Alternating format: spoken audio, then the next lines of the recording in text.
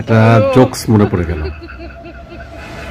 জঙ্গলের ভিতরে, আমাজন জঙ্গলের ভিতরে আদিবাসী আছে না, আদিবাসীরা তো জীবনে কোনোদিন আয়না দেখে নাই।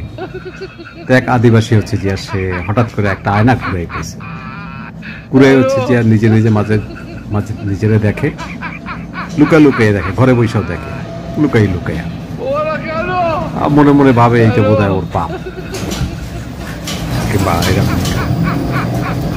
এখন লুকে লুকে দেখে, এখন ওর বউ একদিন দেখে যে হচ্ছে গিয়া ও লুকে শুধু আয়না দেখে, কাউরে দেখে না। তখন ওই আদিবাসী হচ্ছে যে বাইরে গেছে কাজে, তখন ওই যে ওর বউ হচ্ছে যে আয়নাটা হাতে নিয়ে দেখে কি যে এক মহিলা আর কি।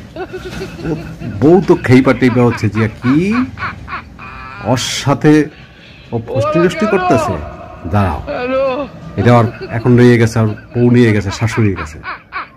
শাশুড়ি হচ্ছে জিয়া আয়না দিয়া বলে যে দেখেন এই মহিলার সাথে আপনার ছেলে ফষ্টি করে বেড়ায়, সারাক্ষণ খালি তারে দেখে। তখন ওই শাশুড়ি আর কি আয়না দেখতেছে, আয়না দেখে বলতেছে বৌমা তুমি টেনশন করো না, বুড়ো হইয়া গেছে, বেশিদিন বাঁচবে না, তোমার চিন্তার কোনো কারণ নাই।